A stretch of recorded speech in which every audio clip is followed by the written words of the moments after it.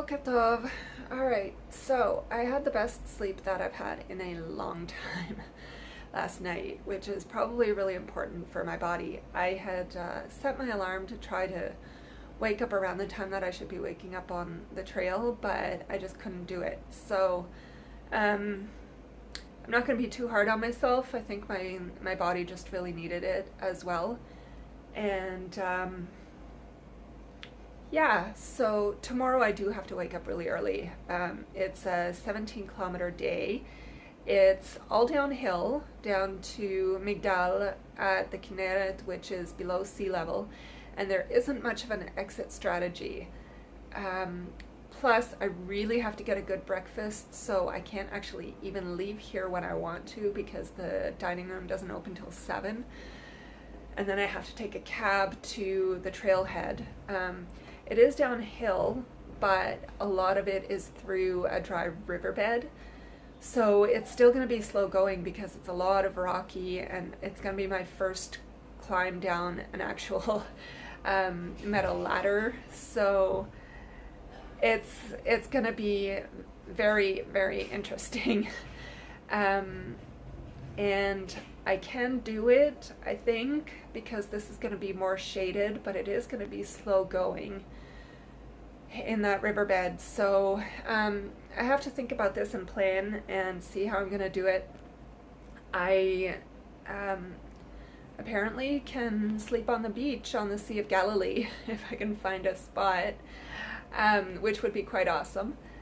So we'll have to see. That's for tomorrow. But for now, for today, I'm still chilling here. I'm going to do some videos. I'm going to go around town a little bit and show you guys what Tzfat is like. And then I have to wrap it up early tonight, pack my stuff so that I can get to bed really early and get up early so that I can get everything organized and done and out of here as soon as I can have my breakfast. But right now, I am going to go devour an Israeli breakfast because despite all that food that I ate yesterday, I'm starving. And I'm going to need all this energy for the trail because my pants are still falling down. So, see you in a bit. Oh, yeah, and before I go and grab my breakfast, I wanted to show you the view from my room. So it's just a standard room, nothing deluxe. My budget can't handle it. That's the some of the old buildings in the old city of Tzfat. And out there, kind of out the side of my window, I don't want to drop my phone, is well, we talk about the mountains of the north of Israel. This is already a little bit less mountainous in some ways than it was up where I just came from. And you couldn't really, I don't know how much you could see that from the haze of the morning, but yeah, it's a gorgeous view. It's just a gorgeous place. Love it, and you'll see more of it in a moment. Oh my goodness, I've never seen something like this before. So it's a honeycomb, and it's dripping into the honey bowl along this grid for the hotel breakfast. This is amazing, and I've got to figure out what I'm going to eat. I thought I was being a pig, but it doesn't even look like that much now. And it does include some things that I'm not supposed to be eating, but I'm going to try a little bit. I took a lot of stuff because a little bit of everything because I wanted to try everything, but I did manage to hold myself back from taking anything from the cheese table, which was hard because it was so amazing. Well, it took me over an hour, and I think I'm going to throw up, but I've polished it all off. The bun came upstairs for provisions for tomorrow. But yeah, so now I have to go out and find a store and figure out how to charge my appliances. So here's the challenge. I'm in a hotel, I have power, I could perfectly well charge my appliances, except the only power outlet is way up here, which I've already learned the hard way causes a problem because the adapter for my charger does not actually, it's not gonna stay up there because I have to use the adapter, and the force of gravity will pull the whole shebang down to the ground.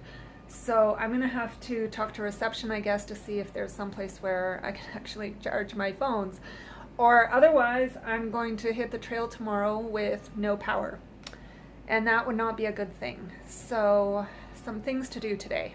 So up here in Tzfat, it's a lot cooler and more comfortable than some of the other places. So actually up here it would be good to hike today. It's about 23 degrees right now, and it's only supposed to go up to 25. Tomorrow when I head down the mountain towards the Sea of Galilee and Tiberias, in Tiberias all week it's supposed to be in the low to mid 30s, like 33 to 34, 35 degrees. So by the end of tomorrow it's going to be quite uncomfortable to hike in. So yeah, we'll see. I definitely have to get out as early as possible. It's all downhill, but it's going to be down that dry riverbed, so it's going to be rocky and technical. So even though I said 17 kilometers, but actually there is a place I can stay that's only 10 kilometers that hopefully I'm going to get a spot at, and that should be much better, much more feasible in terms of the terrain and how tomorrow should go. This is Jerusalem Street. It's kind of the main drag in Tzfat. All kinds of little shops and stores along here, and I'm so holding myself back from stepping into the gorgeous jewelry shops and buying stuff, even just looking at stuff and getting myself tempted to buy stuff because they're just so gorgeous. Tzfat is an ancient city, and you can tell from the old cobblestone streets and everything. This was really when the Jerusalem and the Second Temple were destroyed. The religious authorities, a lot of them came up here to Tzfat, and it became a center of religious thought for centuries. And it's still very important for Jewish, I guess, especially for mystics, whatever you want to call them. And it's an important center for Kabbalah, and generally as well, I think, for ultra-Orthodox. And it's very, very, very religious here.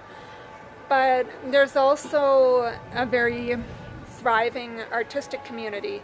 So you get all this beautiful jewelry, beautiful paintings, beautiful clothing, everything. It's just a really neat, eclectic place. And if you've ever heard of Tzfat candles or Nerot Tzfat, this is where they make them, and they are gorgeous. They're all different colors. They're just beautiful and so well made. They're handmade. Well, they were anyways in the beginning when I first stumbled on their factory here, or workshop here. And I'm gonna go see if I can find it, their shop for you. I think they've expanded to the extent that they can't actually have the workshop and their store in the same place. At least they had last time I was here, I think. So that's too bad, because it was a really neat little atelier, I guess you call it, a workshop, where they made the candles and sold them in the same little spot, and it was gorgeous. It was this colorful spot of heaven. I just had a hilarious conversation in Hebrew with a shopkeeper that I think I understood. He was trying to tell me I should convert to Judaism because there's lots of good Jewish men so I can get married. Anyways, it was quite a hilarious conversation. But I did discover, I just went into a random shop that sells all kinds of all kinds of stuff, some like basic groceries and hardware stuff, and they did actually have the camping fuel. They had both the flat-topped kind that requires the adapter and the threaded kind that doesn't require the adapter for the pocket rocket. So you can find camping fuel in Israel, you just might have to look in some unexpected places. Okay, so I don't know if you can tell, but that point right there is where I would have come down from yesterday if I had been able to climb that mountain and then back down. That would have been a long ways to go in one day in the heat of the day. So I'm really glad that I skipped that section, and Esther and Lenny gave me a lift into Tzfat, because that would have been a 2-day section, and probably better as a 2-day section, but my hip is telling me that it's quite happy that we skipped it, and tomorrow's section should be yeah, famous last words, should be easier. But just to show you, this is kind of what I love about Tzfat. It's like this ancient old city, all these old little alleyways and artist shops and workshops and synagogues all over the place and yeshivas. And you know, you can just wander these old cobblestone streets and get lost in all kinds of gorgeous little artist shops and workshops. And it's just a great place to get lost and and just enjoy some time exploring the artsy side of things.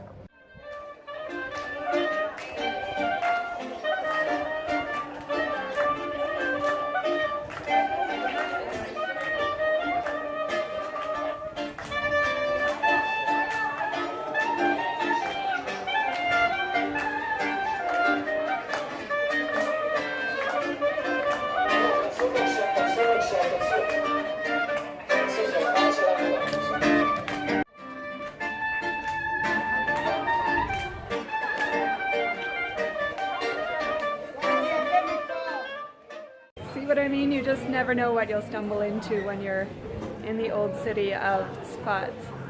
So there was those street players or whatever, and the crowd gathered around watching and singing along. And then this is just a street down the old city with all kinds of artist shops along it. I'm dying. There's so many beautiful things and I can't buy anything because I can't carry it. Oh, I'll come back one day. So this is the Tzfat candle factory or workshop gallery that I fell in love with the first time I visited. It's changed a lot since then, but you can still see all the colorful candles all over the place, and they're displaying some really crazy things. Like that's a David and Goliath candle. There's the temple, the old temple in Jerusalem. Let's see if we can see that from the side. And there's apparently, I guess, a wedding feast on a chessboard.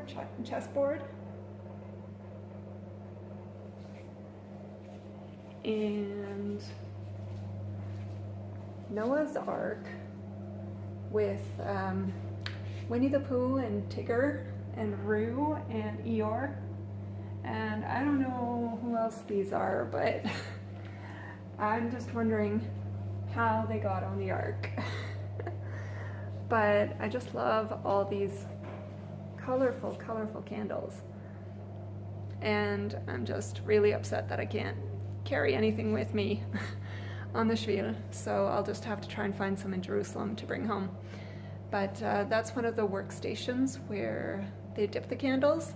There's another one over on the other side over there, but somebody's working there, so I don't want to disturb them. And yeah, so this is an awesome place to visit when you're in the north of Israel, and come by here and check out the candles, or even Elsewhere in Jerusalem, they sell the candles everywhere, but I just absolutely love these. Love this place.